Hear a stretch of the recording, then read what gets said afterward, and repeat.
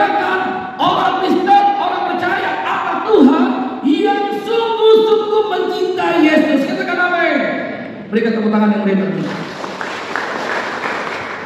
Anak Tuhan orang Kristen yang mencintai Yesus adalah dia yang memikirkan, membaca firman, merenungkan firman Tuhan setiap hari. Kalau kita pelajari dalam Lukas 8 ayat 4, ada perumpamaan.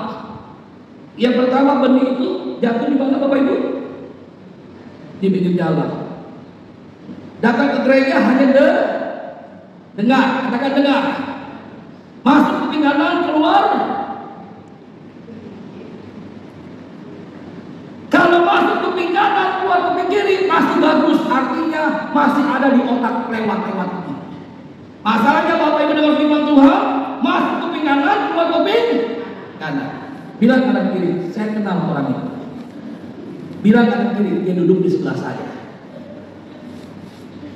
Benih itu jatuh di pinggir jalan, dia datang ke gereja hanya dengar, nggak bikin apa-apa. Yang kedua, jatuh di mana? Ayo, dijawab. Di tanah yang berbatu, waktu ke gereja, dengar firman, dia mulai terima. Katakan terima. Praktek nggak? Lakukan nggak? Enggak. Banyak nggak? Banyak.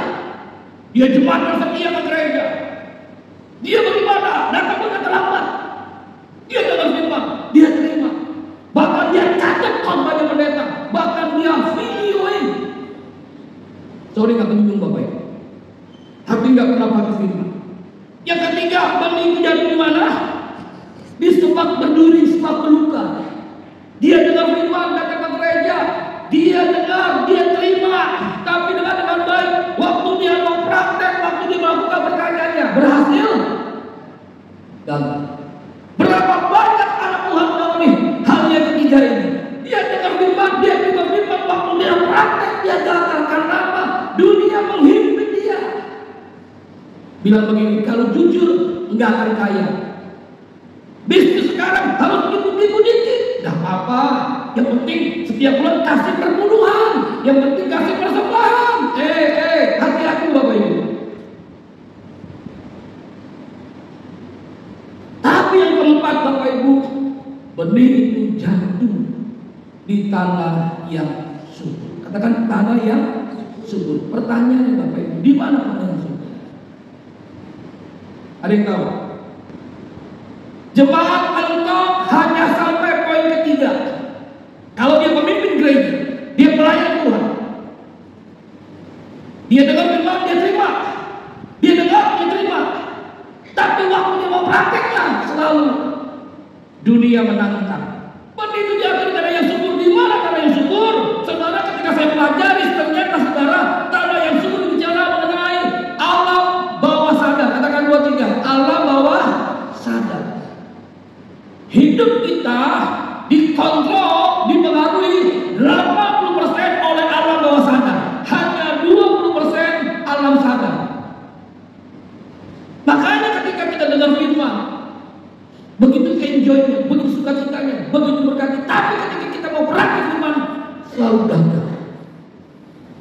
Firman itu gak nyampe ke alam bawah sadar. Firman itu gak berkuasa mengontrol, mengendalikan, menguasai hidup kita. Halo? Kita adalah Kristen yang jatuh bangun kompromi dengan dosa, bermain dengan dosa. Dan kita akan capek Bapak. Makanya penting Bapak Ibu dengar firman Tuhan. Izinkan firman sampai ke alam bawah sadar. Karena 80% alam bawah sadar kita mengontrol hidup kita. Yang kedua kebenarannya, 80% alam bawah sadar kecenderungannya adalah merusak, menghancurkan hidup kita. Makanya kalau sudah begini saudara, apa yang aku ingin berbuat yang baik, malah yang jahat yang aku lakukan. Setuju Bapak Ibu? Ingat ayatnya? Dia berjuang untuk baik, tapi yang jahat kenapa? Alam bawah sadar itu mengontrol, mempengaruhi hidup kita.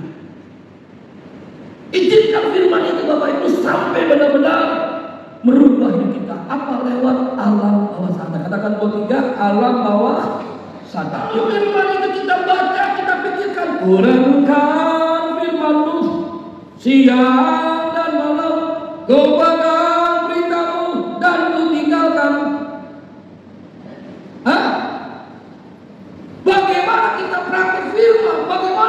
firman. Kalau firman itu kita nggak pernah baca, kita nggak pernah pikirkan, kita nggak pernah renungkan, firman itu harus sampai ke alam bawah sadar, sehingga kita sadar kita perlu berubah, bertobat, hidup benar di hadapan Tuhan. Katakan amin. Berikan tepuk tangan yang berikan kita.